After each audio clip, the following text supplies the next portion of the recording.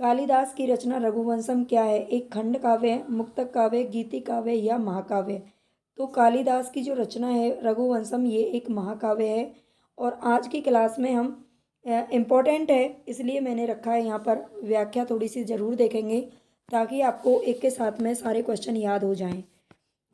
संस्कृत के महाकवि कालिदास द्वारा रचित रघुवंशम एक महाकाव्य है। कुमार संभवम कालिदास द्वारा विरचित दूसरा महाकाव्य है। ठीक है, कुमार संभवम भी इनका किसमें आता है? महाकाव्य है। अभिज्ञान शाकुंतलम, विक्रमो वर्षियम, मालविका अग्निमित्रम ये कालिदास की प्रसिद्ध नाट्य कृतियाँ, यानी कि तीनों इनके क्या हैं? नाटक हैं, ये याद रखना है। मेघदूतम एवं ऋतु संहार ये कालिदास के गीति काव्य हैं। अब आपको कोई भी संशय नहीं रहेगा कि इनकी कौन सी रचना किस विधा की है। ठीक है, इसलिए मैंने यहाँ पर व्याख्या रखी है, कुछ की रखी है क्वेश्चन की, कुछ की नहीं भी रखी है। ठीक है, लेकिन आपको पूरी क्लास देखनी है, यहाँ से बाहर कोई भी क्वेश्चन आपका नहीं आएगा। चलते हैं नेक्स्ट क्वेश्चन की तरफ। संस्कृत के किस कवि ने एको रसः करुणा एव कहकर करुण रस को रसराज घोषित किया है? तो करुण रस के जो कवि हैं वो माने जाते हैं कौन? भवभूति। ठीक है, भवभूति माने जाते हैं। इन्होंने ये परिभाषा भी दी है, एको रसः करुण एव, मतलब केवल एक ही रस है, वो है करुण। ये किसका कहना है? तो ये भवभूति जी का कहना है। इनके बारे में थोड़ा सा देख लेते हैं। संस्कृत के महाकवि भवभूति ने 3 नाटकों की रचना की है। ठीक है, इन्होंने केवल अपने जीवन में 3 नाटक लिखे हैं।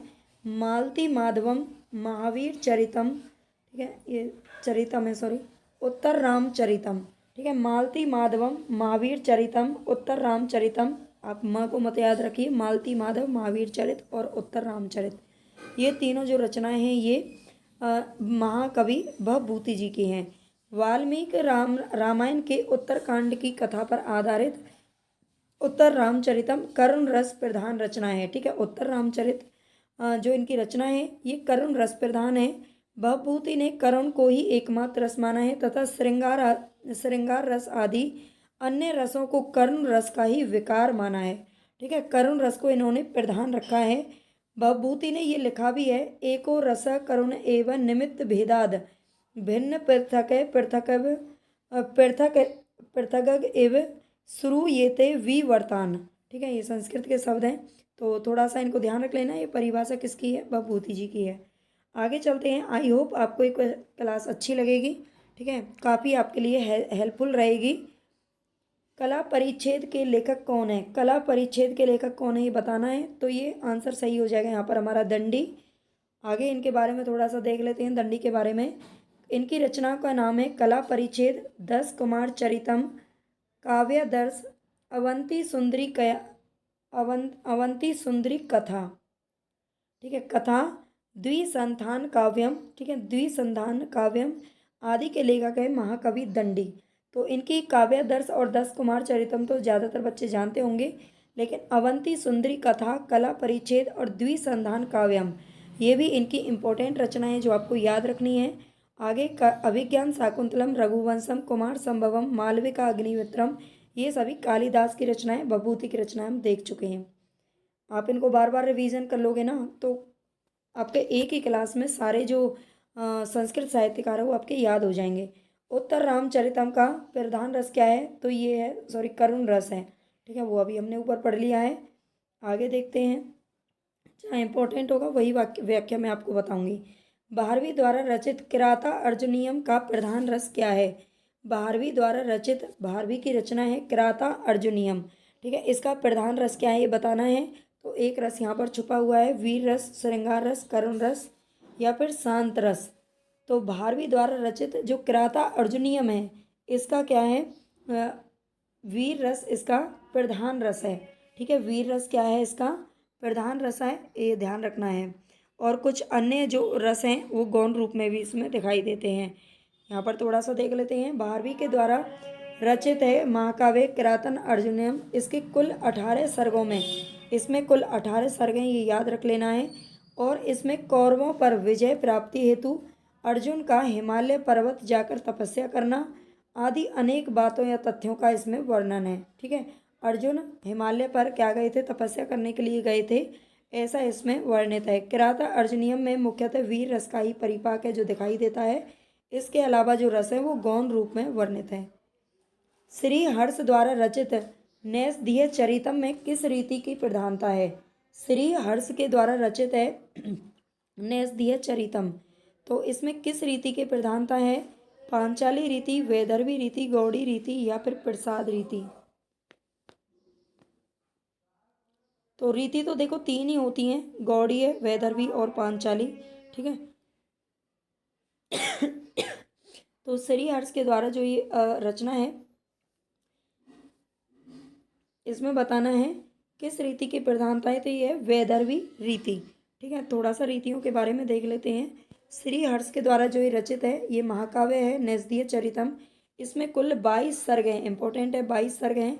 नल दमयंती के परिणय से लेकर परिणय यानी कि विवाह तक का सांगोपांग वर्णन इसमें किया गया है। ठीक है, नैषधीय चरितम में 22 सर्ग हैं और इसमें नल दमयंती के परिणय से लेकर के परिणय तक का वर्णन है। नैषधीय चरितम महाकाव्य में वैदर्भी रीति के प्रधानता के साथ साथ ही कहीं कहीं पर गौड़ीय रीति का भी चमत्कार दिखाई पड़ता है।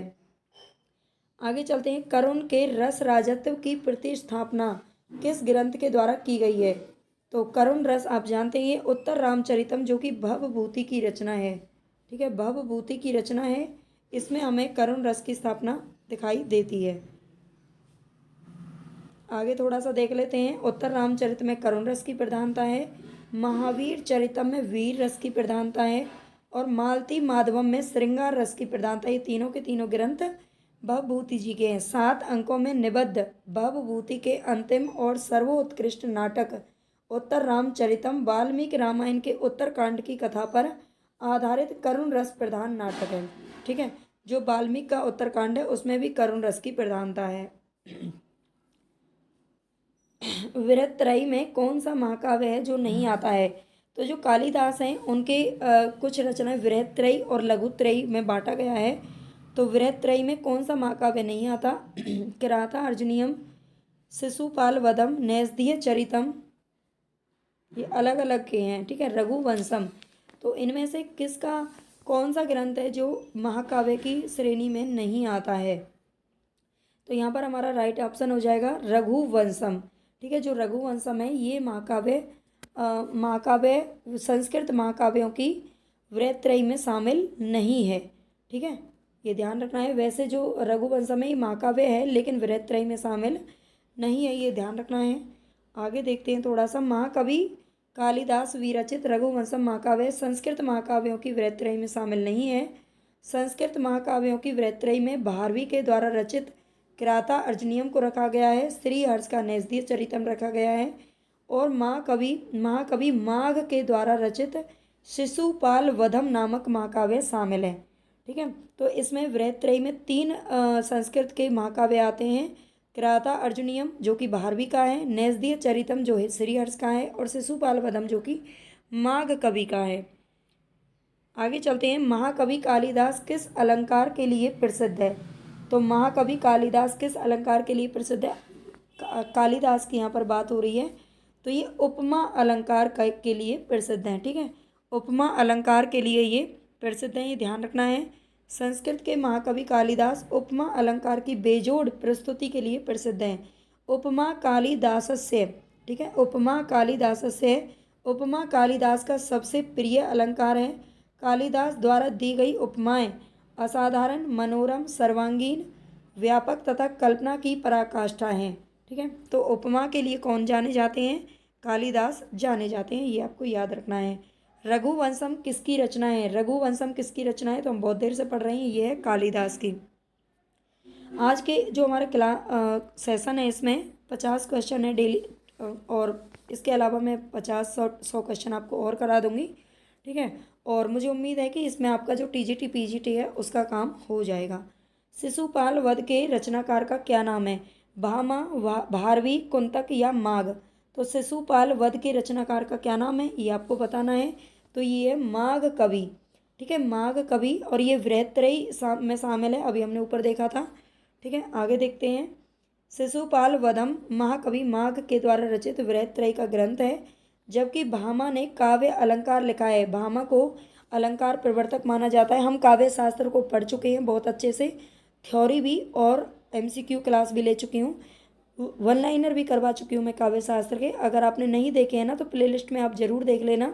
काव्य शास्त्र की थ्योरी की प्लेलिस्ट अलग मिल जाएगी, और जो गद्य विधाओं का रिवीजन है उसमें साथ में हम ये भी करते जा रहे हैं। और महाकवि भारवी ने किरातार्जुनीयम की रचना की है, जबकि आचार्य कुंतक ने वक्रोक्ति काव्य जीवितम ये लिख करके साहित्य में वक्रोक्ति संप्रदाय की स्थापना की है। तो वक्रोक्ति काव्य जीवितम ये रचना किसकी है? तो आचार्य कुंतक जी की है। ठीक है, ये भी याद रखना है। श्री हर्ष का ग्रंथ कौन सा है? श्री हर्ष का ग्रंथ कौन सा है ये बताना है। तो नैषध काव्य इनका ग्रंथ है। ठीक है, आगे देखते हैं। श्री हर्ष गैड़वाल, ठीक है, कूड़ी ले श्री हर्ष गैड़वाल वंश के शासकों के आश्रित कवि थे। ठीक है, श्री हर्ष जो थे वो गैड़वाल वंश के दरबार में, मतलब किसी शासकों के दरबारी कवि थे। इनकी निम्नलिखित रचनाएं नैषधीय चरितम, स्थरीय विचार प्रकरण, श्री विजय प्रशस्ति, खंडन खंड खाद्य, एक मिनट, खंडन खंड यही नाम है इसका, खंडन खंड खाद्य, और गौड़वसी कुल प्रशस्ति, गौड़वसी कुल प्रशस्ति। ये सारी रचनाएं आपको याद रखनी है।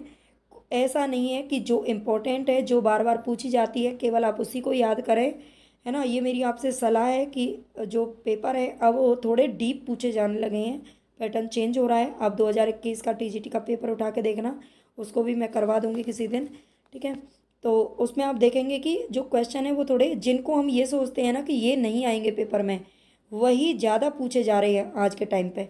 ठीक है, जिनको बच्चे छोड़ देते हैं कि ये इम्पोर्टेंट नहीं है, तो इसलिए आप उनको ज़रूर अच्छे से कर लेना। तो इनके सारे ही ग्रंथ इसलिए मैंने व्याख्या रखी है यहाँ पर। महाकवि कालिदास किस अलंकार के लिए प्रसिद्ध है? तो ये अभी हम देख चुके हैं, ये उपमा के लिए प्रसिद्ध है। ये बार बार जो क्वेश्चन आए हैं ना, तो बार बार उनको इसलिए रख दिया गया है। इनके विषय में निम्नलिखित श्लोक उल्लेखनीय, श्लोक को जरूर देख लेना। उपमा कालिदासस्य भारवे अर्थ गौरवम दंडिन पद लालित्य मागे संति त्रिय गुणों।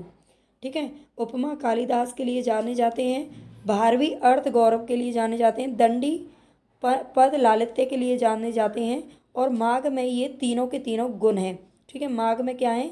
ये तीनों के तीनों गुण विराजमान है। ये जो श्लोक है वो आप याद रखिएगा। मालती माधव के रचनाकार कौन है ये बताना है। तो ये भवभूति हैं। ये हैं कौन? भवभूति। ठीक है, संस्कृत काव्य में पद लालित्य के लिए किसकी प्रसिद्धि सर्वाधिक है? तो अभी हमने ये ऊपर देखा है, ये दंडी पद लालित्य। इसी श्लोक में हमें ये 3-4 क्वेश्चन है जो कंप्लीट मिल जाते हैं। ठीक है, पद लालित्य के लिए दंडी को जाना जाता है, जिनकी रचनाएं हम ऊपर देख करके आए हैं। भवभूति का मूल नाम क्या था ये बताना है। श्रीपति, दामोदर, श्रीकंठ या नीलकंठ। तो इनका नाम था श्रीकंठ।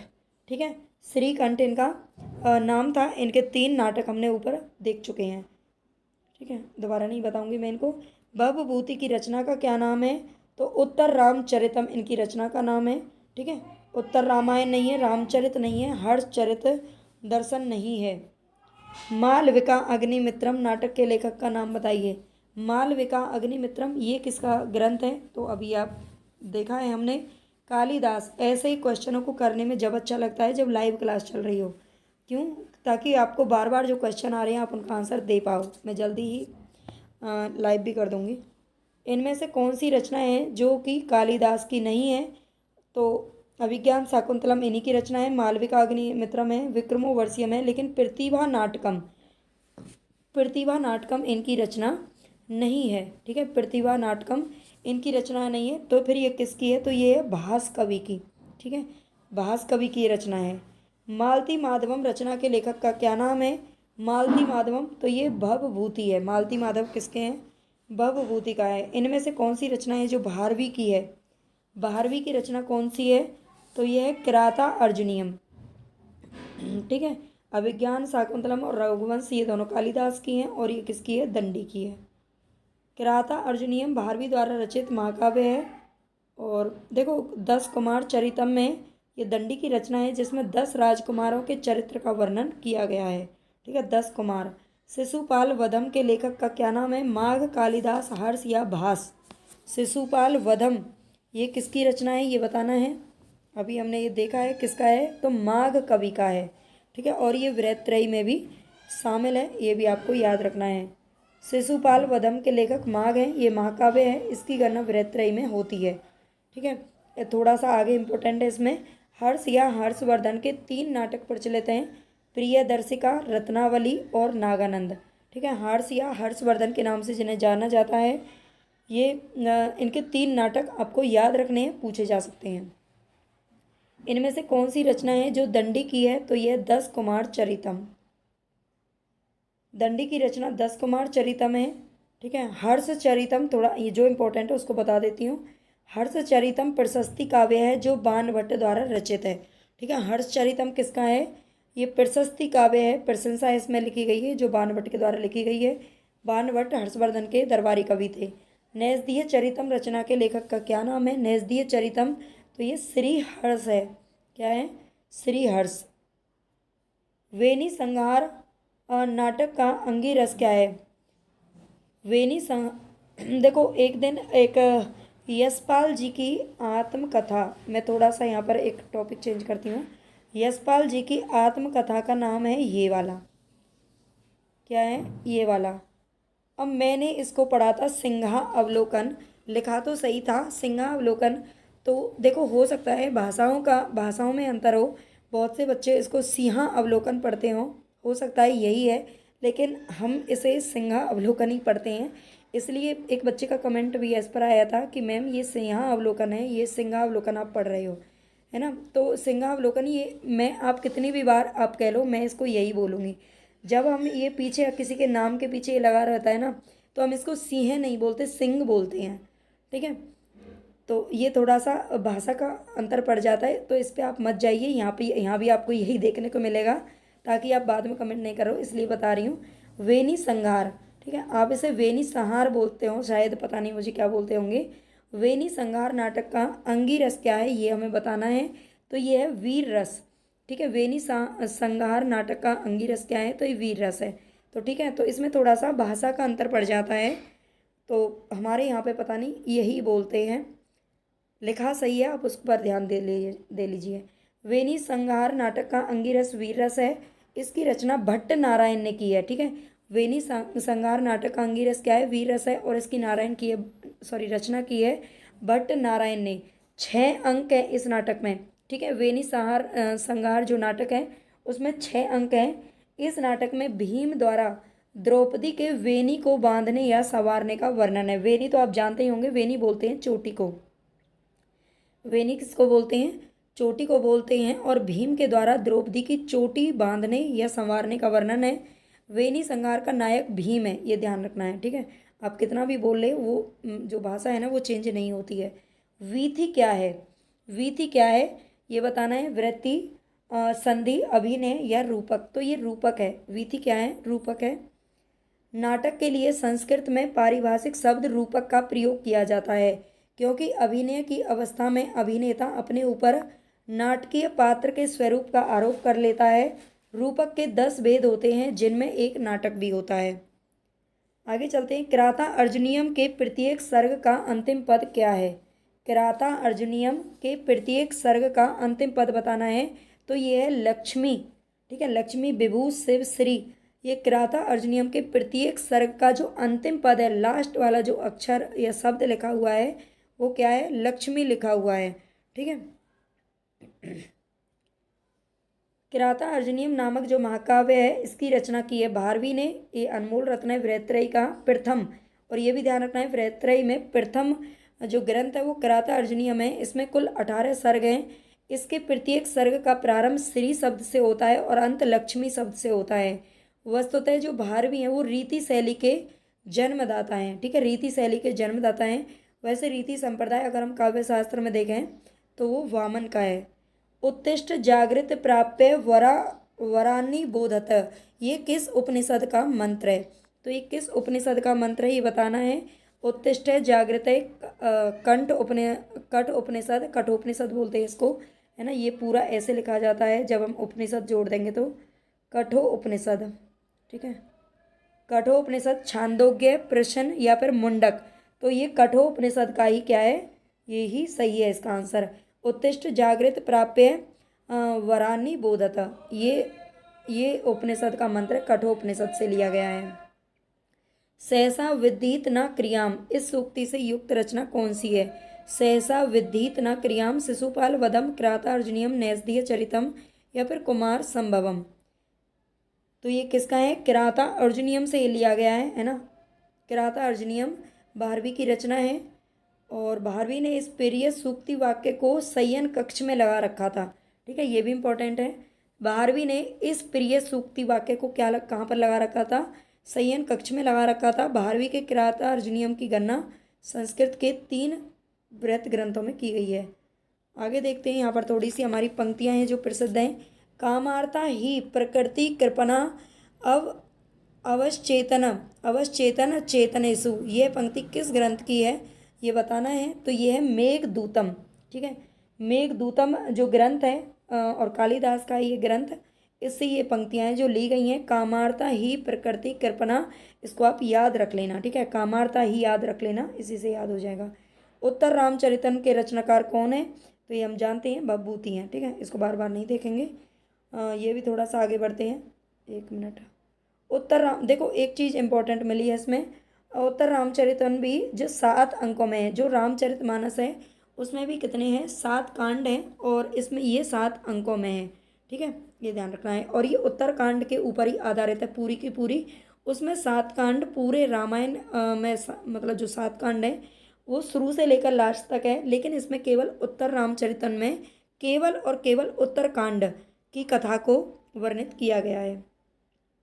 किस रचना में कुट्टनियों का वर्णन किया गया है? कुट्टनियों से याद आया, आप हिंदी साहित्य तो पढ़ते ही हैं। कुट्टी चाटन की संज्ञा किसे दी जाती है? ठीक है, टॉपिक अलग है लेकिन आपके काम का ही है। कुट्टी चाटन की संज्ञा किसको दी जाती है? ये हिंदी साहित्य का कौन सा कवि है? या अगर आपको पता है तो आप मुझे कमेंट में ज़रूर बताना। किस रचना में कुट्टनियों का प्रयोग किया गया है? कादम्बरी, मृच्छकटिकम, 10 कुमार चरितम या रत्नावली? तो ये रत्नावली है। ठीक है, किस रचना में कुट्टनियों का वर्णन किया गया है? तो ये रत्नावली में किया गया है। ठीक है, ये ध्यान रखना है। आगे बढ़ेंगे, मैं इसको बता देती हूँ कहीं ऐसा ना हो आप इसी को खोजते रह जाओ।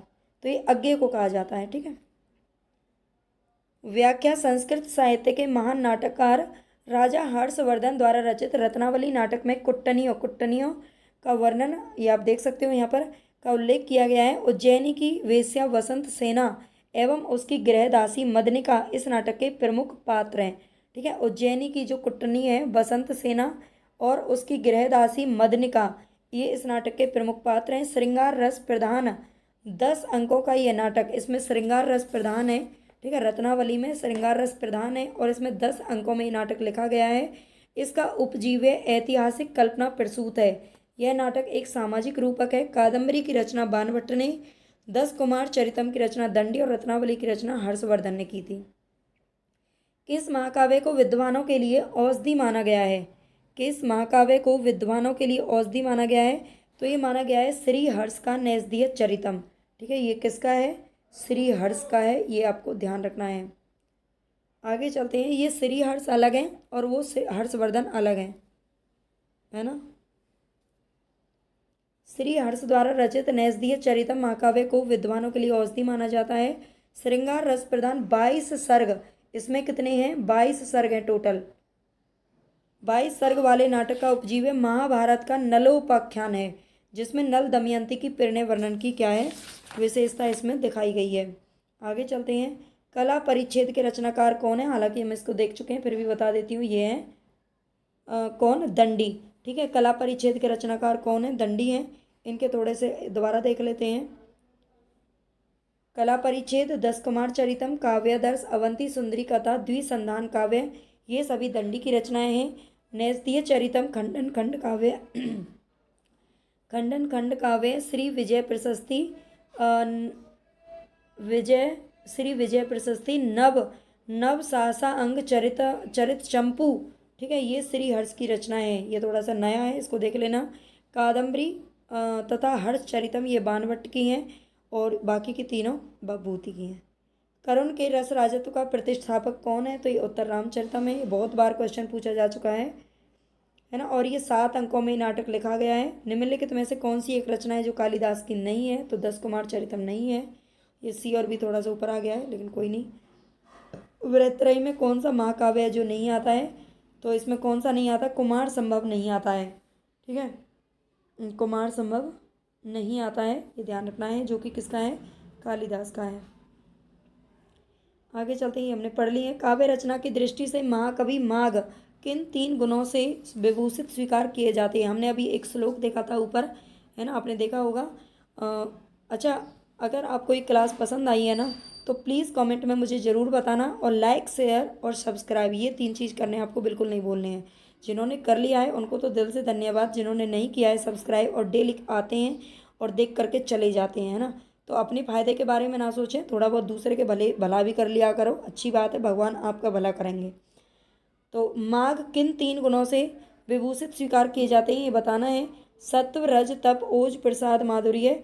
जबकि इसका आंसर है सी, क्योंकि हमने वो जो देखा था ऊपर, जो हमने श्लोक देखा था उसमें बताया गया था उपमा कालिदास के लिए, कालिदास उपमा के लिए प्रसिद्ध हैं। और अर्थ गौरव के लिए कौन जाने जाते हैं? अर्थ गौरव के लिए जाने जाते हैं भारवी, और पद लालित्य के लिए दंडी। ठीक है, और ये तीनों गुण विराजमान किस में हैं? तो ये माघ कवि में है। ठीक है, इसको मैं दोबारा नहीं बताऊंगी।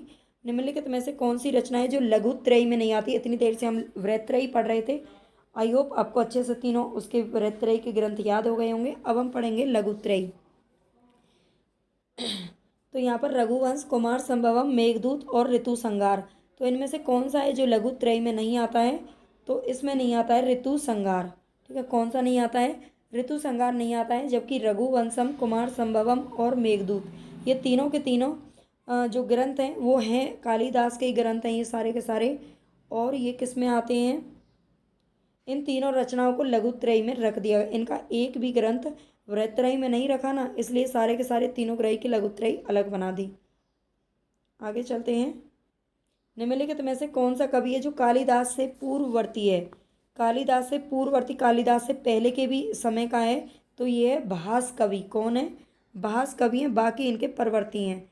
इसको जरूर थोड़ा सा पढ़ लेते हैं। भास महाकवि कालिदास के पूर्ववर्ती नाटककार हैं। भास 4वीं शताब्दी ईस्वी पूर्व के हैं, जबकि कालिदास का समय प्रथम शताब्दी है। ये ईस्वी पूर्व लिखा हुआ है, मैं भी एकदम से चौंक गई, ये क्या हुआ।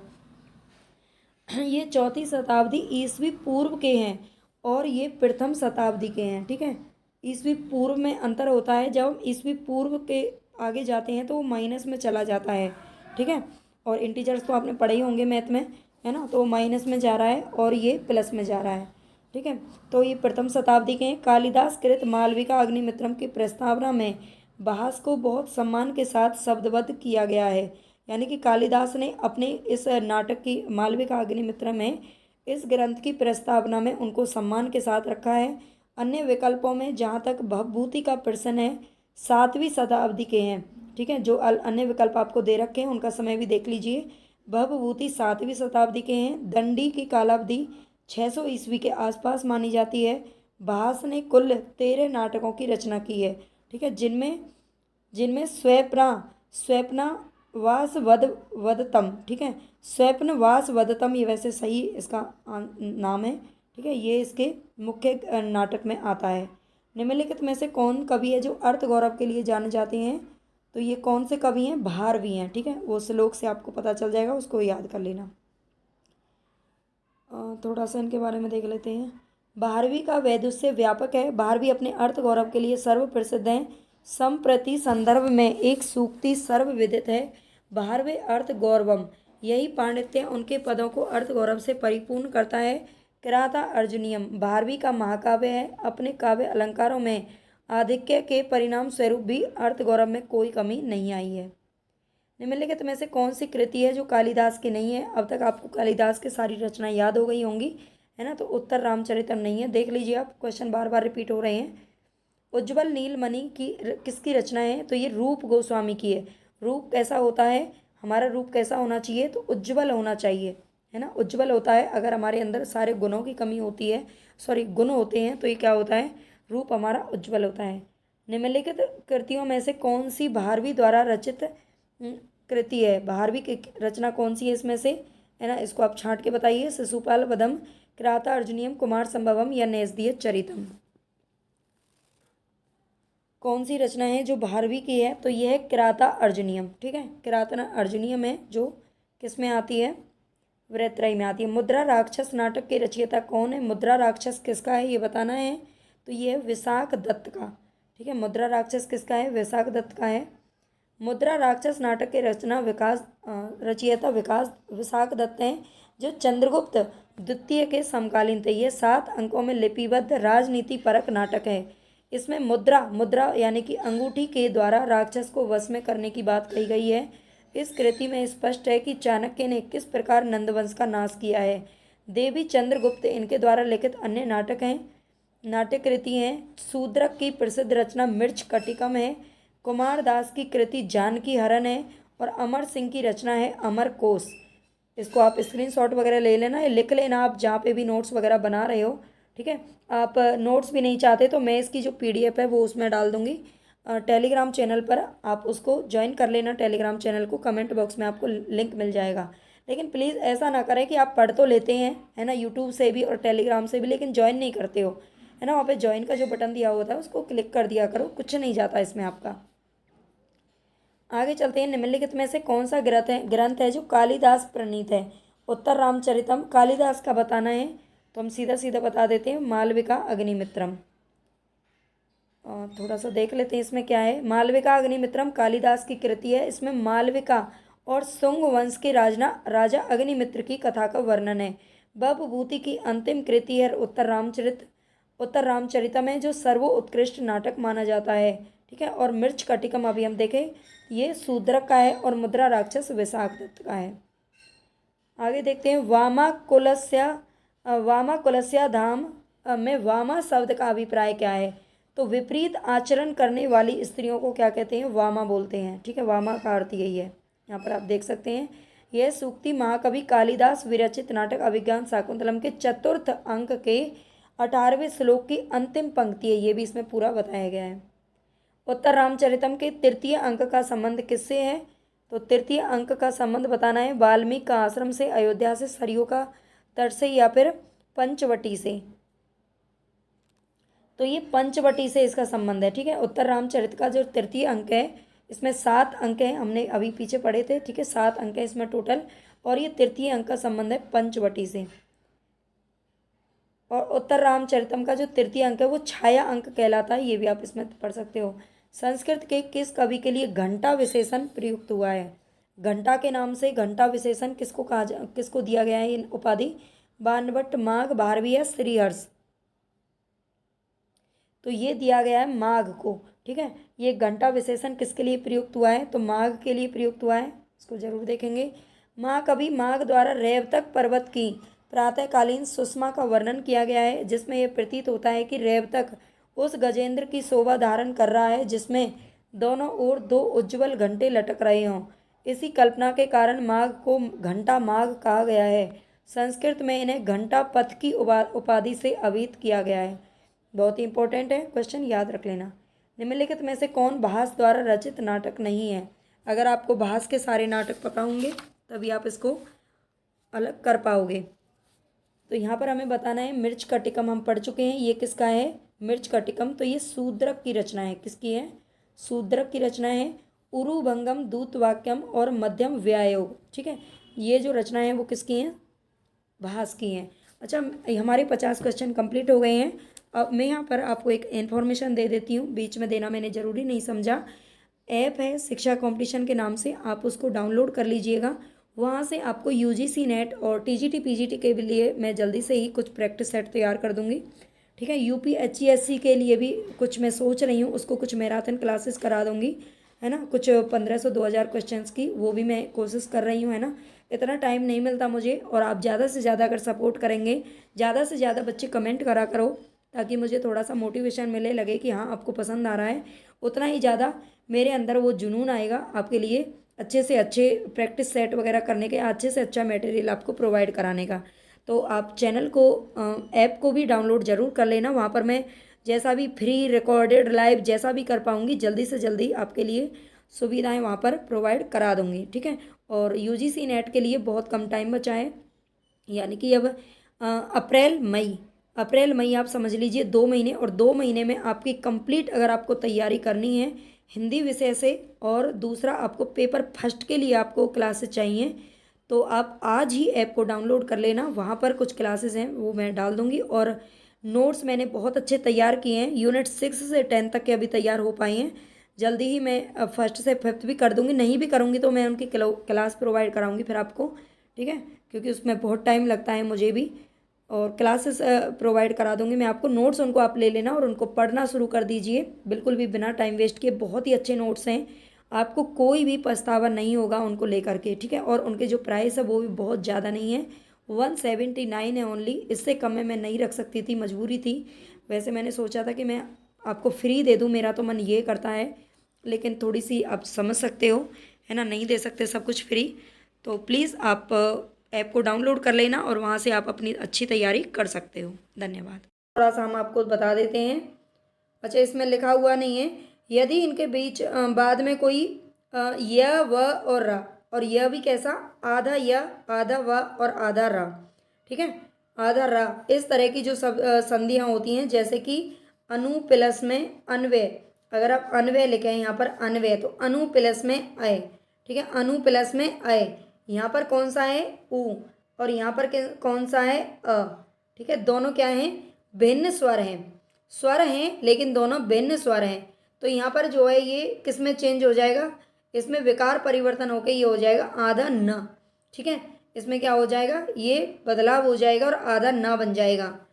तो इसे कौन सी संधि कहती है, जिसमें अगर आपको आपके पास सीधा इस तरह से लिखे आते हैं प्रत्येक, ठीक है, और इस तरह के जो शब्द आते हैं पित्रादेश प्रत्येक, उनको आप देख के तुरंत पहचान सकते हो। जब यहाँ पर आपके पास शब्द आते हैं, इसकी थोड़ी सी ट्रिक भी आप याद रख सकते हो। यन संधि में अगर आपके पास ये वाले इस तरीके से शब्द दे रखे हैं और उनमें आधा दे रखा है कुछ भी, ठीक है, ता या न, ठीक है, अगर आधा दे रखा है वह, तो आप क्या कर सकते हो, उसको पहचान सकते हो, वहाँ पर यन संधि होती है, यन संधि की पहचान होती है, ठीक है। बाकी आप इसको थोड़ा सा देख लीजिएगा। मनोविज्ञान में ये सारी संधियाँ तो आपको देखो एक वीडियो में समझ में आ जाए, इनकी बहुत अच्छी मतलब ट्रिक भी है, समझ में बहुत जल्दी आ जाती हैं। लेकिन क्या है कि एक वीडियो अलग से सबकी आपको थोड़ी मतलब पढ़नी पड़ेगी, अलग से संधि आपको पढ़नी पड़ेंगी, अलग से समास, तभी संस्कृत व्याकरण जो समझ में आ पाएगी। मनोविज्ञान में कौन सी संधि है, मनः प्लस में विज्ञान, इसका हम संधि विच्छेद अगर करेंगे तो ये हो जाएगा मनः प्लस में विज्ञान, ठीक है। मनोविज्ञान क्या हो जाएगा, मने प्लस में विज्ञान, मनोविज्ञान। तो यहाँ पर क्या आ रहा है, ये विसर्ग आ रहा है, तो इसका मतलब यहाँ पर कौन सी संधि है, विसर्ग संधि है, ठीक है। विसर्ग संधि है, और जो विसर्ग है ये ओ में चेंज हो जाता है, ठीक है। मैंने व्याख्या साथ में दे रखी है तो थोड़ा सा इसको देखेंगे हम। विसर्ग के साथ स्वर या व्यंजन के मेल से जो विकार उत्पन्न होता है उसे विसर्ग संधि कहते हैं। यदि विसर्ग के पहले आ जाए, ठीक है, यदि विसर्ग के पहले आ जाए और उसके बाद वर्ग का तृतीय चतुर्थ या पंचम वर्ण आए, या य र ल व ह ये चीज रही, ये वर्ण रहे, तो विसर्ग का ओ हो जाता है। विसर्ग का ओ कब हो जाता है ये आपको देख लेना है। जैसे मनः प्लस में विज्ञान मनोविज्ञान, ठीक है, मनः प्लस में रथ मनोरथ, मनः प्लस में विकार मनोविकार, ठीक है। इनको आप देख सकते हो यहाँ पर जो संधि है विसर्ग संधि, उसकी ये पहचान होती है। सबसे अगर आप मेरी सलाह मानो तो एक बार थोड़ा सा इनका कोई भी आपको यूट्यूब पर बहुत सारी वीडियोस मिल जाएंगी, है ना। जो संस्कृत के टीचर है वो शायद और अच्छे से बता पाएंगे, तो इसलिए वहाँ पर अगर आप संधि की और उनकी ना थोड़ी वीडियो एक बार देख लेना, और इनका जितना हो सके शब्दों का रिवीजन करना वो मैं करवा दूंगी, ठीक है। शब्दों का रिवीजन तो मैं करवा दूंगी, अलग से व्याकरण की एक क्लास लेके आएंगे और उसमें हम बहुत सारे पर्यायवाची विलोम शब्द और इस तरह की चीज़ों को पढ़ेंगे। और रात को मैंने कल 9 बजे क्लास ली थी, लाइव ली थी, एक भी बच्चा ऐसा नहीं आया जो मतलब मुझे लगे कि हाँ मैं इनको जानती हूँ पहले से, लेकिन चलो कोई बात नहीं है। कोशिश करूँगी अगर मैं रात को 9 बजे डेली लाइव ये क्लास लूँ, प्रैक्टिस सेट करवा दूँ आपको, ठीक है। तो आप उससे क्लास से ज़रूर जुड़ें और मेरा हौसला बढ़ाएं, ठीक है। अभिन्न शब्द का संधि विच्छेद क्या होगा? अभिन्न शब्द का संधि विच्छेद क्या होगा? अभि प्लस में न, अभित प्लस में न, अ प्लस में भिन्न या अभिन्न प्लस में न।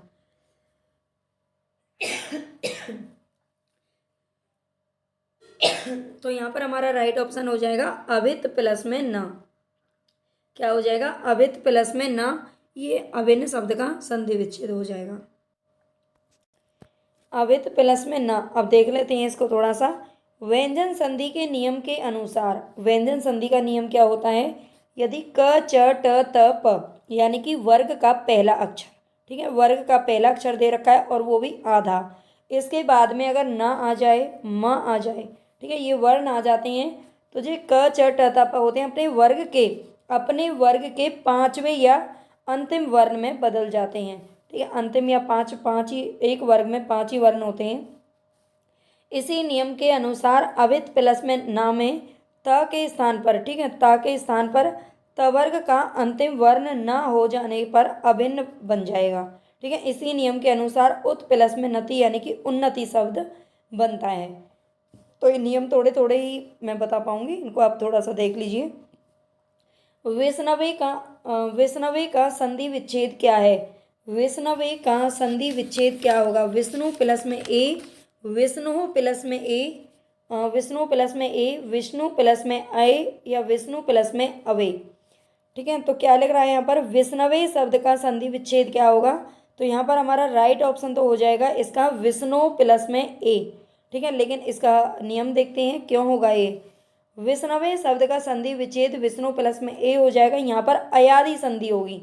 ठीक है, जो स्वर संधि होती है, स्वर संधि के 5 भेद होते हैं: दीर्घ संधि, गुण संधि, यन संधि, अयादि संधि और वृद्धि संधि। ठीक है, ये 5 भेद होते हैं, इनको आप याद रख लेना अच्छे से। विष्णु प्लस में ए, यहाँ पर क्या आ रहा है? ओ आ रहा है, और यहाँ पर क्या आ रहा है? ए आ रहा है। ठीक है, इसका सूत्र होता है एचो अय वायव्य। ठीक है, एचो अय वायव्य, ये याद रखना है। और ए आई ओ औ, ये वाले जो वर्ण होते हैं पहले वाले अक्षर में जब हम संधि विच्छेद करते हैं तब पता चलता है। पहले वाले अक्षर में या पद में अगर ये वाले कोई से भी वर्ण हो, इनको एच बोलते हैं, इसके पश्चात किसी स्वर के आने पर ए को अय हो जाता है, बड़ी ए का आय हो जाता है, ओ का अव और औ का आव आदेश हो जाता है। तो यहाँ पर आपको समझ में आ गया होगा। ए आई ओ औ, छोटी ए आ गया तो छोटा आ आय बन गया, बड़ी ए आता है तो आय बनता है, छोटा ओ आता है तो अब बनता है। ठीक है, और बड़ा ओ आ जाता है तो आप बन जाता है। तो आई होप ये आपको अच्छे से समझ में आ गया होगा, है ना, ज़्यादा कठिन नहीं है अयादि संधि। उड्डयनम, उड्डयनम का संधि विच्छेद क्या होगा? उड्डयनम का संधि विच्छेद बताना है। उत प्लस में डयनम, उद प्लस में डयनम, उड उड़। ठीक है, ये पहले ही आप यहाँ पर देख सकते हो, इसमें व्यंजन संधि होगी। कौन सी संधि है? तो व्यंजन संधि है। व्यंजन संधि किस में होती है ये भी आप देख सकते हो। जो पहला यहाँ पर जो वर्ण दिए होते हैं, अगर वो आधा दे रखा है, ठीक है, आधा दे रखा है, तो हमें क्या, और बाद में भी क्या है? व्यंजन है, तो क्या आता है? व्यंजन संधि होती है। ठीक है, व्यंजन संधि होती है अगर यहाँ पे हाफ आधा दे रखा है व्यंजन। ठीक है, उड्डयनम का संधि विच्छेद ए हमारा राइट ऑप्शन हो जाएगा। उत प्लस में डयनम, अभी हमने व्यंजन संधि का एक नियम देखा था, है ना, उससे आप पता लगा सकते हो। त किस में बदल गया है? अपने यानी कि डयनम, उत प्लस में डयनम, उड्डयनम। ठीक है, उड्डयनम बन गया है। अनुदिनम में कौन सा समास है? अनुदिनम में कौन सा समास है? अव्ययी भाव, बहुब्रीहि, कर्मधारय या फिर द्वंद्व समास? अनुदिनम, यहाँ पर आपका समास है, समास पूछा गया है तो आपको बताना है समास कौन सा आएगा यहाँ पर। तो देखिए, जो अव्ययी भाव समास होता है उसमें प्रथम पद प्रधान होता है। ये इसका मेन है कि पहला पद इसका प्रधान भी होता है और अव्यय भी होता है। क्या होता है? अव्यय होता है। अव्यय यानी कि अविकारी, और दूसरा पद जो होता है वो होता है संज्ञा। ठीक है, पहला पद अव्यय होता है और दूसरा पद क्या होता है? संज्ञा होता है। तो यहाँ पर आप देख सकते हो अनुदिनम, अनु क्या है? अव्यय है ना। अनु क्या है? अव्यय है, ठीक है। तो इसमें क्या हो जाएगा, अनुदिनम में समास हो जाएगा अव्ययी भाव। और इसको अगर हम इसका विच्छेद करते हैं तो दिनम दिनम, ठीक है, दिनम दिनम। जो अगर आपने ये सब चीज़ें हिंदी में पढ़ी है ना, तो इनको भी आप आसानी से कर लोगे। क्यों? क्योंकि हिंदी वाले ही जो रूल है, जो नियम है, वो यहाँ पर लागू होते हैं, ठीक है। अगर आपने हिंदी में, आपको ये समास वगैरह संधि आते हैं अच्छे से, तो आप इनको भी आसानी से कर ले जाओगे। अव्ययी भाव समास, इस समास में पहला पद अव्यय होता है और दूसरा पद संज्ञा होता है। समस्त पद में अव्यय के अर्थ की ही प्रधानता रहती है, यानी कि पहला पद प्रधान होता है। पूरा शब्द क्रिया विशेषण के अर्थ यानी कि अव्यय की तरह ही व्यवहृत होता है। आगे देखते हैं, चक्र पानी में कौन सा समास है? चक्र पानी, चक्र पानी में समास बताना है। चक्र है पानी में जिसके, चक्र है पानी में जिसके, पानी बोलते हैं हाथ को, ठीक है। पानी ग्रहण संस्कार आपने जरूर पढ़ा होगा, कार्डों में लिखा रहता है, शादी वाले कार्डों में, ठीक है।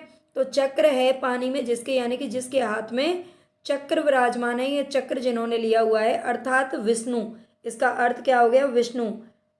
और जिसमें शब्द में कोई भी पद प्रधान, दोनों ही पद प्रधान ना होकर के किसी तीसरे अर्थ की प्रधानता होती है, वहां पर क्या होता है? बहुब्रीहि समास होता है। कौन सा होता है? बहुब्रीहि समास।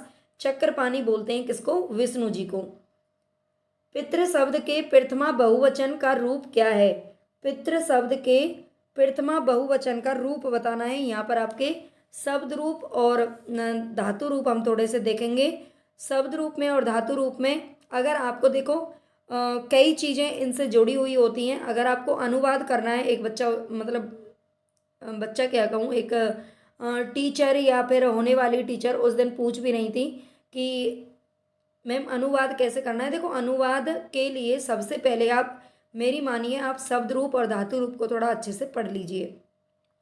अगर आपको शब्द रूप समझ में आ गए ना, है ना, तो आप आसानी से शब्द रूप वाला क्वेश्चन भी कर लोगे और जो अनुवाद करने वाला क्वेश्चन होता है उसको भी कर लोगे, या शुद्ध अशुद्ध में आ जाते हैं कई बार संस्कृत के वाक्य, उनको भी कर लोगे, ठीक है।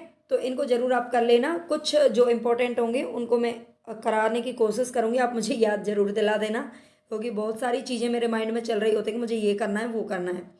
पितृ शब्द के प्रथमा बहुवचन का रूप क्या है? तो पितृ, पितरा, पितृ, प्रथमा, प्रथमा विभक्ति का पूछ रहा है, ठीक है। प्रथमा का बहुवचन रूप पूछ रहा है प्रथमा विभक्ति में, तो इसमें ये होगा पितरः, ठीक है।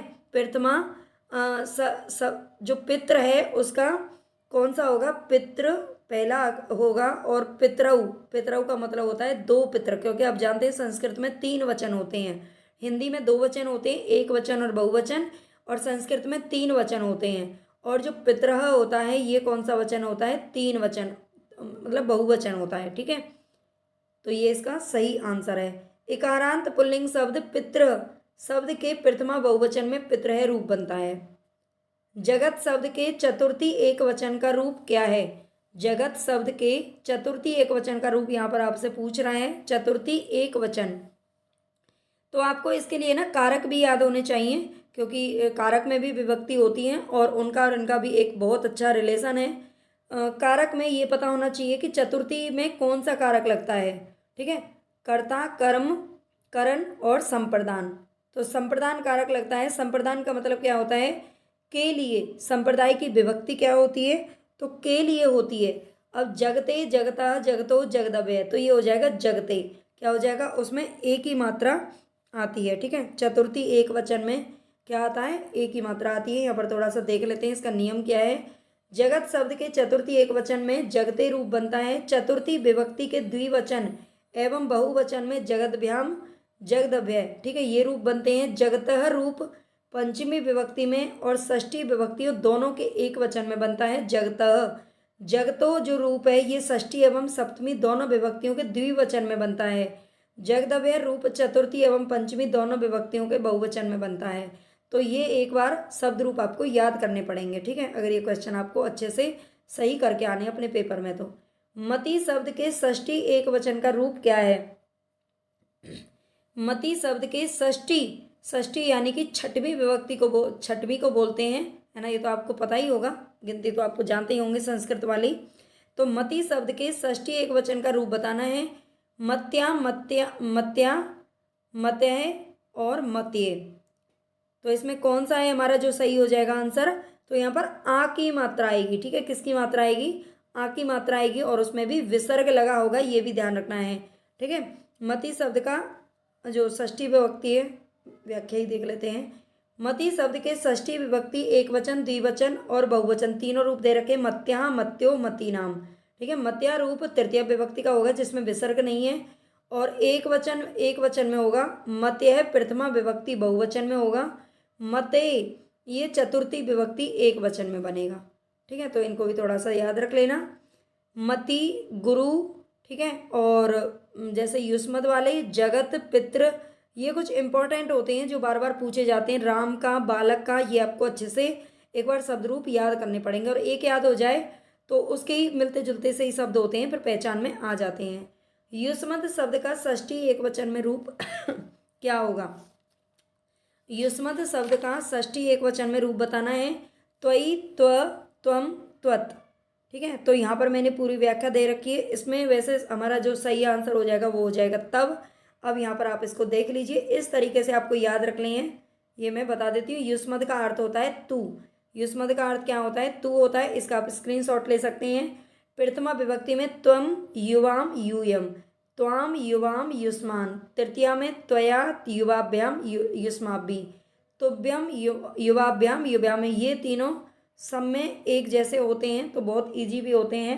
ठीक है, और इसमें सब में छोटी की मात्रा ही लगती है और विसर्ग लगता है, मोस्टली सब में लगता है। ठीक है, और इसमें युष्मभ्यम, ठीक है, युष्मत इसमें आ रहा है, और नहीं तो ये चतुर्थी और पंचमी में दोनों में ये भ्यम ही लगता है मोस्टली सब में। ठीक है, त्वत, तब, युवा, युष्माकम। आप अपने हिसाब से थोड़ी सी ट्रिक से याद कर लेना। ठीक है, मैं भी अपने हिसाब से याद करती हूँ लेकिन शायद आपको ठीक से याद नहीं करवा पाऊंगी, आप याद कर लेना। आत्मन शब्द का चतुर्थी विभक्ति द्विवचन में रूप क्या होगा? आत्मन शब्द का चतुर्थी विभक्ति द्विवचन में रूप बताना है। आत्माभ्याम, आत्माभ्याम, आत्मानम या आत्मनो। आत्मन शब्द का चतुर्थी विभक्ति द्विवचन में रूप क्या होगा? तो यहाँ पर हमारा राइट ऑप्शन हो जाएगा, चतुर्थी विभक्ति का पूछ रहा है।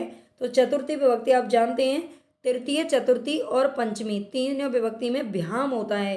ठीक है, आत्माभ्याम, आत्मभ्याम।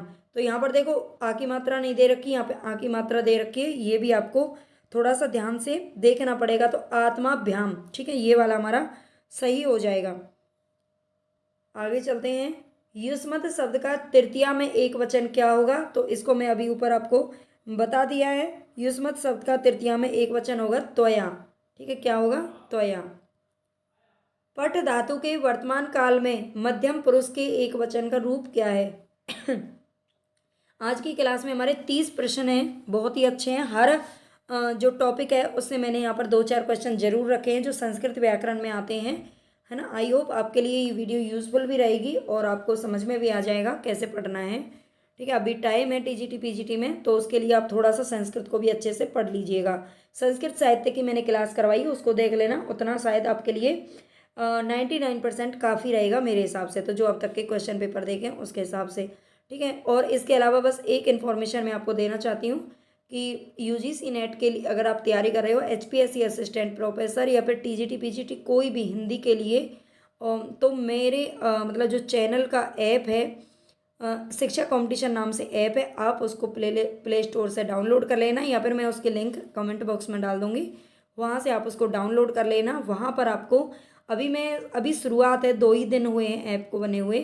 ठीक है, तो अभी शुरुआत है, वहाँ पर आपको बहुत अच्छे अच्छे नोट्स वगैरह हैं जो उपलब्ध हो जाएंगे। अभी मैंने वहाँ पर नोट्स डाले हैं यूनिट 6 से लेकर के 10 तक। ठीक है, यूनिट 6 से लेकर के 10 तक यूजीसी नेट में जो लगते हैं, एमपी सेट और एचपीएससी तीनों के सिलेबस में आते हैं वो, और उनको आप ले लेना। ई बुक बनाई है और केवल 179 रुपीज़ की है। ठीक है, 179 रुपये में आप कुछ पता नहीं कहाँ खर्च कर देते होंगे एक दिन में ही, है ना। आजकल के तो बच्चे 100 रुपये के चॉकलेट खा जाते हैं, तो आप उनको ले लीजिएगा, थोड़ी मेरी भी हेल्प हो जाएगी और आपकी हेल्प तो हो ही जाएगी। मेरा मत सोचिए, आप अपना सोचिए, आपकी बहुत अच्छी तैयारी वहाँ से हो जाएगी। ठीक है, और इसके अलावा आप अगर यूजीसी नेट पेपर फर्स्ट की तैयारी करना चाहते हैं तो उसके लिए भी मैंने कंप्लीट वीडियोस डाल दी हैं, उसमें थ्योरी बेस्ड डाल दी हैं, यूनिट 10 रह गई है बस, उसको भी मैं जल्दी ही डाल दूँगी, है ना। वो थोड़ी पुरानी रिकॉर्ड वीडियो थी लेकिन अच्छी हैं, बहुत अच्छी हैं, है ना। आपके लिए सफिशिएंट है इतना पढ़ना थ्योरी को। और बाकी मैं उसमें प्रैक्टिस सेट भी 15 प्रैक्टिस सेट आपको 50-50 क्वेश्चन के करवाऊँगी। और इसके अलावा जो MCQ होंगे वो तो मैं करवाऊँगी ही, ठीक है। तो पूरी तैयारी आपकी 199 रुपीज़ में हो जाएगी। उसमें से जो 199 में मैंने उसका जो प्राइस है वो रखा है, सबसे कम है पूरे यूट्यूब पर। उसमें आपको पूरी क्लासेस मिल जाएंगी, थ्योरी, MCQ, PYQ सभी, ठीक है। तो उनको आप ज़रूर देख लेना, एक बार चेक कर लेना। और अभी HPSC के जो स्क्रीनिंग टेस्ट होना है 1 जून को, उसके लिए भी जल्दी ही मैं जो प्रैक्टिस सेट है वो तैयार आपके लिए कर रही हूँ, ठीक है। पट धातु के वर्तमान काल में मध्यम पुरुष के एक वचन का रूप क्या है? पट धातु के वर्तमान काल में मध्यम पुरुष के एक वचन का रूप बताना है यहाँ पर पट धातु का, ठीक है। तो अब यहाँ पर हमारे धातु रूप आ गए हैं, तो यहाँ पर हमारा आंसर हो जाएगा मध्यम पुरुष के एक वचन का पटसी होता है। क्या होता है? पटसी। देखते हैं अगर थोड़ा बहुत इसकी व्याख्या हो तो। पट धातु के वर्तमान काल में मध्यम पुरुष के एक वचन का रूप होगा पटसी, जबकि पठती प्रथम पुरुष का एक वचन होता है, पठंती प्रथम पुरुष का बहुवचन होता है, पठामी उत्तम पुरुष का एक वचन होता है, ठीक है। इनको याद कर लेना, पट धातु को आप जरूर याद कर लेना। तिष्ठति धातु रूप में कौन सा लकार है? तिष्ठति धातु रूप में कौन सा लकार है? लट लकार, लोट लकार, लंग लकार। लंग वैसे ऐसे भी लिखा जाता है, ऐसे ही लिखा जाता है, ठीक है। ये ऐसे लिख रहा है इसमें, लंग लकार और विधिलिंग, विधिलिंग लकार, ठीक है। तो तिष्ठति धातु रूप लट लकार में लट लकार का क्या है? ये लकार है, ठीक है, लट लकार है इसमें। तिष्ठति धातु रूप में लट लकार है, लट, ठीक है, ये आपको याद रखना है। देखते हैं आगे। तिष्ठति धातु रूप लट लकार प्रथम पुरुष एक वचन का है, इसकी मूल धातु है स्था, इस जिसका यह परस्मयी पद का रूप है। अपिवत धातु रूप में कौन सा लकार है? लंग लकार, लट लकार, लोट लकार या फिर लिरट लकार। अपिवत धातु रूप में लकार बताना है आपको, तो ये पा धातु, ठीक है, पा या पिव धातु का क्या है? लंग लकार है। इसमें कौन सा लंग लकार है? लंग लकार हमेशा अ से शुरुआत होता है, ठीक है, इसको याद रख लेना है। और ये पास्ट का होता है, मतलब भूतकाल में। वेदसी आख्यात पद में कौन सा लकार है? वेदसी आख्यात पद में कौन सा लकार है ये बताना है, तो इसमें है लट लकार, ठीक है, लट लकार है इसमें। ये आपको लकार याद करने पड़ेंगे, है ना। लोट लकार का प्रयोग किस अर्थ में होता है? लोट लकार का प्रयोग किस अर्थ में होता है ये बताना है। ये लोट लकार, लंग लकार और विधिलिंग ये जो दे रखे होते हैं आपको, इनको काल, ये काल है और काल के हिसाब से हिंदी और इंग्लिश में आप जोड़ करके याद कर सकते हो। तो लोट लकार भूतकाल, वर्तमान काल, आज्ञा व आशीर्वाद देने के लिए, चाहिए के अर्थ में होता है। तो जो लोट लकार है ये आज्ञा व आशीर्वाद देने के लिए, है ना, इसका अर्थ में, इस अर्थ में इसका प्रयोग किया जाता है। इसका थोड़ा सा इंपॉर्टेंट है, यहाँ पर देख लेते हैं। लोट लकार आज्ञा, आशीर्वाद, प्रार्थना एवं उपदेश के अर्थ में प्रयुक्त होता है, जबकि भूतकाल के लिए लंग लकार, वर्तमान काल के लिए लट लकार, भविष्यत काल के लिए लिरट लकार होता है और चाहिए के अर्थ में विधि लिंग लकार होता है, ठीक है। ये पांचों जो रूप हैं इसके धातु रूप, इनको अच्छे से आप याद कर लेना। कौन किसके लिए प्रयोग किया जाता है ये भी आपसे पूछा जा सकता है। रामेन बानेन हतो बाली इत्यत्र साधकतम कर्णम इति सूत्र से गतार्थता कस्मिन पदे विद्यते। रामेन बानेन हते बाली, रामेन बानेन हतो बाली, राम ने बाण से किसको मारा? बाली को मारा। तो यहाँ पर हमें बताना है इसमें कौन सा क्या, कौन सा पद है जो क्या होना है? इत्यत्र साधकतम कर्णम इति सूत्र से, इसमें करण पद में कौन सा क्या है? कारक बताना है, ठीक है। रामेन बानेन हते बाली, तो देखो करण जो कारक है इसमें, तो किसमें है ये? बानेन, बाण से मारा है। किससे मारा है? साधक तम, यानी कि किस साधन का इसमें प्रयोग किया गया है? कर्णम, ठीक है। करण का साधन कौन सा है? आप जानते हो जो करण कारक होता है, जैसे राम ने रावण को बाण से, है ना, बाण से जिस साधन का प्रयोग किया जाता है जिसमें वो होता है करण कारक, ठीक है। तो बाण से मारा है ना, बाण से, तो ये बानेन जो पद है इसमें क्या हो जाएगा? करण कारक, ये साधन के लिए यूज किया जा रहा है। इसको थोड़ा सा देख लेते हैं। रामेन बाणेन हतो बाली इत्यत्र साधकतम करणम, ये पढ़ लेना। क्रिया की सिद्धि में जो अत्यधिक सहायक होता है, क्रिया की सिद्धि में जो अत्यधिक सहायक होता है, मतलब क्रिया को सिद्ध करने के लिए जो हमें कुछ ना कुछ साधन चाहिए होता है, ठीक है, उसे करण कहते हैं। करण तथा भाववाच्य और कर्मवाच्य के कर्ता में तृतीय विभक्ति होती है, तृतीय विभक्ति होती है, भी याद रख लेना है। आगे देखते हैं यस्य च, यहाँ पर आपको फिलअप दे रखा है खाली स्थान, इसको भरना है। भाव लक्षणम इत्यत्र रिक्त स्थानम प्रपूर्यति पूर्यतु, ठीक है। इसमें कर्मणा कर्णेन भावेन उपकरणेन, इसमें कौन सा जो शब्द है वो वहाँ पर भरा जाएगा, तो यह आ जाएगा भावेन, ठीक है। यस्य च, इसमें थोड़ा सा देख लेते हैं आगे क्या कह रहा है। यस्य च भावेन भाव लक्षणम, जिसकी क्रिया के द्वारा कोई दूसरी क्रिया, जब एक क्रिया समाप्त होती है तब दूसरी क्रिया होती है, ठीक है। और ये किसका होता है, सप्तमी विभक्ति या फिर अधिकरण कारक में ये होता है। जैसे कि सूर्य उदिते जना कार्य कुर्वन्ति, सूर्य उदय होने के बाद लोग कार्य करते हैं, ठीक है। सूर्य उदित, जब सूर्य उदय हो जाता है तभी तो लोग बाग अपना कार्य करते हैं, ठीक है। तो ये होता है अधिकरण कारक होता है इसमें, और ये सप्तमी विभक्ति होती है। ब्रह्मांड प्रजा प्रजायन्ते इत्यत्र, ठीक है। ब्रह्मांड, ये ब्रह्मांड है, ठीक है, ब्राह्मण मत पढ़ लेना, इसको देखेंगे आगे। प्रजा प्रजायन्ते, यहाँ पर अपादानम कस्मिन पदे वर्तते, इसमें अपादान किस पद में है, ब्रह्मांड प्रजा प्रजायन्ते अजायन्ते, तो इसमें से कौन सा पद है जिसमें क्या है, अपादान कारक है, ये बताना है। तो यहाँ पर हमारा ब्रह्मांड हो जाएगा, कौन सा हो जाएगा, ब्रह्मांड। ब्रह्मा से प्रजा की क्या होती है, प्रजा के पालक कौन है, ब्रह्मा है, या ब्रह्मा से प्रजा की उत्पत्ति होती है। अपादान कारक का मतलब होता है अलगाव होना, ठीक है। जहाँ पर अलगाव की स्थिति पैदा होती है वहाँ पर क्या होता है, अपादान कारक होता है। आगे देखते हैं अभिनिविशश्च, ये सूत्र किसका है, करण कारक का है, कर्म कारक का है, संप्रदान कारक का है, या फिर अपादान कारक का है, इसमें किसका ये सूत्र है, ये बताना है।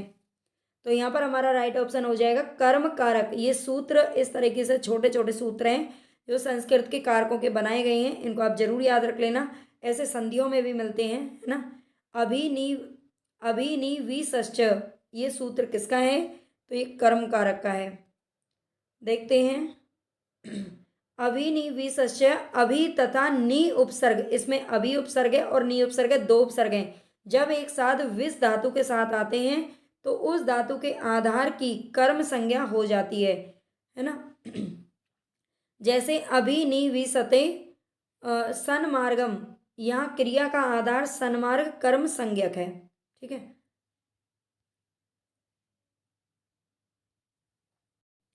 येनांग विकार, ये सूत्र किसका है, येनांग विकार सूत्र किसका है, और ये बात बहुत बारी क्वेश्चन पूछा भी जाता है, ठीक है। करण कारक का कर्म संप्रदान अपादान, तो यहाँ पर हमारा राइट ऑप्शन हो जाएगा करण कारक का है, ठीक है, कर नहीं बल्कि करण, करण कारक का ये सूत्र है, इसको देख लेते हैं। येनांग विकार, सूत्रानुसार जिस अंग के विकार युक्त होने पर व्यक्ति के संपूर्ण शरीर का विकार बतलाया जाए उस अंगवाचक शब्द से तृतीया विभक्ति होती है।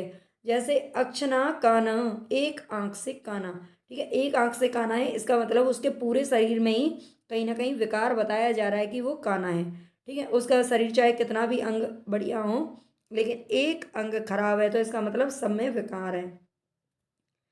रामे गृहम गच्छति शब्द का हिंदी अनुवाद कीजिए। राम गृहम गच्छति शब्द का हिंदी अनुवाद करना है। राम हिंदी अनुवाद के यहाँ पर अब आपको 5-6 क्वेश्चन देखने को मिलेंगे, है ना। उम्मीद है कि आपको थोड़े बहुत तो समझ में आ ही जाएंगे। राम गृहम गच्छति, इस शब्द का हिंदी अनुवाद करना है। राम घर जाता है, राम घर जाता है, आता नहीं है, गच्छ का मतलब तो जाना ही होता है, ठीक है, ये गच्छ धातु का है। तो ये आपको विभक्तियाँ मैं बोल रही हूँ बार बार, शब्द रूप और धातु रूप जरूर याद कर लेना, ठीक है। तो राम गृहम गच्छति, राम घर को जाता है या घर जाता है, ठीक है, ये ध्यान रख लेना। गांव के चारों ओर, आगे मैं व्याख्या आपको बता दूंगी सबकी। गांव के चारों ओर जल है, गांव के चारों ओर जल है, इस वाक्य का संस्कृत अनुवाद कौन सा सही है। ग्रामम ग्रामम परितः जलम अस्ति, ग्रामम परितः जले अस्ति। देखो चहु दिशा दे रखा है यहाँ पर, चहु दिशासु, चहु दिशा का मतलब भी चारों ओर होता है, लेकिन यहाँ पर सही ऑप्शन होगा परितः वाला। ठीक है, ग्रामम, ग्राम के, गांव के चारों ओर जल है। ठीक है, गांव के चारों ओर क्या है, जल है। अगर आपको विभक्ति या फिर शब्द रूप यहाँ पर याद होंगे तो आप इजीली इनको कर ले जाओगे। ठीक है, आपको पता चल जाएगा कि कौन सा यहाँ पर सही है और कौन सा गलत है। गांव के चारों ओर क्या है, जल है। देखते हैं इसको थोड़ा सा। अभित, अभित परित समयानिक्साहा प्रति योगे अपि। इससे अभित, अभित का मतलब होता है सब ओर, परित का मतलब होता है चारों ओर, समया का मतलब होता है समीप, निक्सा का मतलब भी समीप होता है, हा या प्रति का मतलब होता है और, तरफ। शब्द जिस शब्द के लिए प्रयुक्त होते हैं उसमें द्वितीय विभक्ति होती है। उपर्युक्त वाक्य में चारों ओर, चारों ओर यानी कि परितः शब्द गांव के संबंध में प्रयुक्त हुआ है। ठीक है, तो इसमें द्वितीय विभक्ति है ग्रामम, ये याद रख लेना। विद्यालम निक्सा जलाशय अस्ति। अभी हमने निक्सा का मतलब देखा था तो समीप पढ़ा था ना। विद्यालय के समीप क्या है, जलाशय है, तो यहाँ पर बी हमारा सही हो जाएगा। निक्सा का मतलब होता है, देखो जो संस्कृत व्याकरण या संस्कृत साहित्य आपके उसमें पूछा जाएगा ना टीजीटी पीजीटी में, वो बहुत ज़्यादा कठिन नहीं आता, तो इससे आप ना डरें, है ना। पेपर में जब आप इतनी तैयारी कर ही रहे हो हिंदी की, तो थोड़ा सा संस्कृत को भी रिवाइज जरूर कर लेना। मेरे पास इतना समय नहीं है क्योंकि मुझे ऐप के लिए भी काम करना होता है और यूट्यूब के लिए भी काम करना होता है, तो बहुत सारे काम होते हैं मेरे पास। अदरवाइज़ मैं इसकी एक क्लास आपकी डेली करवा देती, चाहे 10-10 प्रश्न करवाती, है ना। फिर भी कोशिश करूँगी कुछ दिन आपको 10-15 दिन पेपर से पहले थोड़ा बहुत मैं संस्कृत करा दूँ। ठीक है, प्रारभ्यते न खलु विघ्न भयेन नीचेन, नीचई। इसमें कर्ता कौन है, प्रारभ्यते न खलु विघ्न भयेन नीचई, इसमें कर्ता पूछा है मध्यमा, मध्या, उत्तमा, नीचई, साधारण। ठीक है, तो ये क्वेश्चन है आपके सामने, बताइए इसमें हमारा कर्ता कौन है, तो नीचई, इसमें कर्ता कौन है, नीचई है। देखते हैं कैसे है। प्रारभ्यते ना खलु, ये अर्थात नीच या दुष्ट पुरुष विघ्न के भय से कार्य प्रारंभ नहीं करते हैं। ठीक है, नीचई का मतलब क्या है, नीचई का मतलब है नीच या दुष्ट पुरुष। विघ्न के भय से, विघ्न यानी कि आगे संकटों के भय से कोई कार्य शुरू ही नहीं करते हैं, है ना भाई। जरूरी नहीं है कि वो आदमी नीच या दुष्ट ही हो, बल्कि कमजोर भी हो सकता है, दिल का कमजोर भी हो सकता है, कायर भी हो सकता है, या फिर कुछ मुसीबतें ऐसी होती हैं जिनसे डरना बहुत जरूरी भी होता है ना। पूरे हर किसी चीज़ के बारे में सोचना पड़ता है। छात्र ने 2 पुस्तकें खरीदी, इसका सही संस्कृत अनुवाद क्या है। छात्र ने 2 पुस्तकें खरीदी, इसका सही संस्कृत अनुवाद बताना है। छात्रई, है ना, सब में छात्रई दे रखा है तो इसको तो कोई दिक्कत ही नहीं है। द्वई, इसमें पुस्तक आ रहा है और इसमें अक्रीणात। ठीक है, तो पुस्तकें खरीदी, इससे आपको कुछ तो समझ में आ रहा होगा जो मैंने अभी बताया था आपको। छात्र ने 2 पुस्तकें खरीदी, तो इसका सही संस्कृत अनुवाद हो जाएगा छात्रई दौ, है ना। दई नहीं होता, दई गलत है, दई नहीं होता, इसका होता है दौ। ठीक है, क्या होता है, दौ पुस्तकौ क्रीतः, 2 पुस्तक खरीदी, 2 पुस्तकें खरीदी। ठीक है, क्रीतः, क्रीतः इसका सही हो जाएगा। छात्र ने 2 पुस्तकें, यहाँ पर देख लीजिए उक्त वाक्य द्वितीय विभक्ति भूतकाल में है, इसलिए खरीदी क्रिया के लिए क्रीतः का प्रयोग हुआ है। विकल्प के अंतर्गत पुस्तकौ शब्द ही पर्याप्त है। शुद्ध वाक्य का चयन करना है। यहाँ पर ग्रामे परितः वृक्षा संति, इसका मतलब अर्थ यहाँ पर दे रखा है कि गांव के चारों तरफ वृक्ष हैं। ठीक है, अब उसके लिए ये हिंदी अनुवाद बताया मैंने, लेकिन इसका सही वाक्य हमारा कौन सा बनेगा। गांव के चारों ओर क्या है, वृक्ष हैं, तो क्या आएगा यहाँ पर, परितः तो सब में दे रखा है ना, जिससे हम थोड़ा बहुत आइडिया लगा लेते। तो यहाँ पर हमारा कौन सा सही हो जाएगा, सी वाला सही हो जाएगा। ग्रामम परितः वृक्षा संति, गांव के चारों ओर क्या है, वृक्ष हैं। अभी यही तो हमने पहले में पढ़ा था, गांव के चारों ओर जल है, उसमें भी ग्रामम आया था। ठीक है, वृक्षा संति, और संति किसके लिए यूज होता है, बहुवचन के लिए। संति का मतलब होता है और अस्थि का मतलब होता है। ठीक है, तो ये इसमें अंतर आ गया, अदरवाइज ये भी सही हो जाता। वह स्नान करके जाती है, वह स्नान करके जाती है वाक्य का संस्कृत में सही अनुवाद क्या होगा?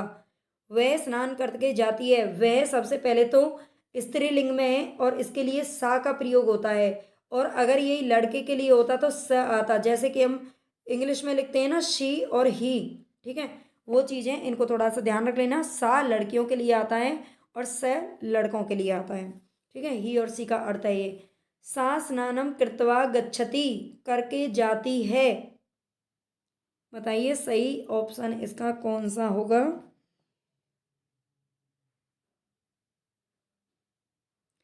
वह स्नान करके जाती है, इस वाक्य का संस्कृत में सही अनुवाद, भाई इसके बाद ना 2 क्वेश्चन और हैं तो जाइएगा मत, ठीक है। इस वाक्य का सही अनुवाद क्या होगा? सा स्नानम कृत्वा गच्छति, कौन सा होगा? गच्छति सही होगा, ठीक है। सा स्नानम कृत्वा गच्छति, इसमें से गच्छति सही है, जाती है, ये किसका है? प्रेजेंट टेंस का है।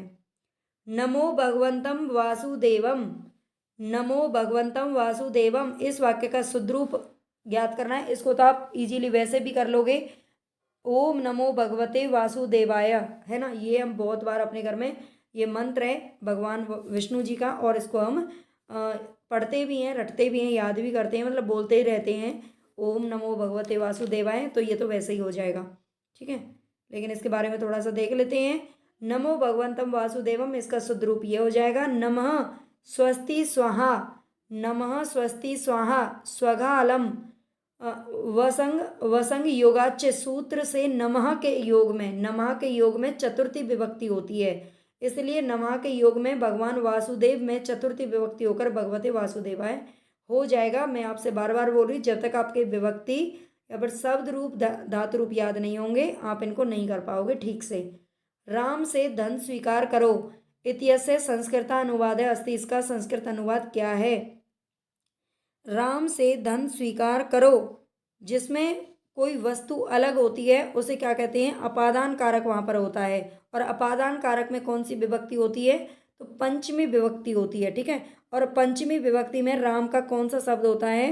पंचमी विभक्ति एक वचन में, तो ये होता है रामात, कौन सा होता है? रामात, रामात धनम स्वीकरोतु, ठीक है, स्वीकार करो यानी कि स्वीकरोतु, स्वीकरोतु सभी में दे रखा है ना। तो यहाँ पर रामात धनम स्वीकरोतु, राम से धन स्वीकार करो, राम से तो धन अलग हो रहा है ना। तो यहाँ पर हमारे 32 क्वेश्चन कंप्लीट हो गई हैं। सभी से रिक्वेस्ट है कि चैनल को लाइक सब्सक्राइब और शेयर जरूर कर देना। टेलीग्राम चैनल को ज्वाइन कर लेना, वहाँ पर आपको इनकी PDF मिल जाएगी, और काफ़ी कुछ जो भी इंफॉर्मेशन होती है वो वहाँ पर आपको मिल जाती है, ठीक है। और ऐप को ज़रूर डाउनलोड एक बार आप कर लीजिएगा, और वहाँ से देख लेना जो भी आपके काम की चीज़ें हों। अभी मैं धीरे धीरे उसमें डालूंगी, डेली कुछ ना कुछ नई चीज़ें ऐड कर रही हूँ, ठीक है। अभी 2 दिन हुए हैं तो 2 चीज़ मैंने डाल दी हैं उसमें। UGC नेट हिंदी के लिए यूनिट 6 से 10 तक आपको बिल्कुल मेहनत नहीं करनी पड़ेगी, सब कुछ आपको तैयार हुआ मिलेगा एकदम क्रीमी लेयर में, ठीक है। क्रीम आपको मिल जाएगी, अच्छे से आपके सारे क्वेश्चन वहाँ से निकल जाएंगे। यूनिट 6 से 10 तक मैंने इतनी अच्छी जो बुक है वो तैयार की है, ठीक है, उसको आप ज़रूर पढ़ लेना। और यूनिट 1 से 5 तक की भी हम क्लास हैं जो करेंगे, ठीक है। नोट्स बन गए तो मैं बना दूंगी, अदरवाइज़ उसमें टाइम ज़्यादा लगेगा, मैं क्लास आपको प्रोवाइड कर दूंगी, ठीक है। और UGC नेट पेपर फर्स्ट के लिए भी आप वहाँ से क्लासेस देख सकते हो, और वो भी एकदम लो, मतलब जितने में आप 1-2 चॉकलेट खा जाते होंगे ना, उतने में आप ले सकते हो। ओके, धन्यवाद।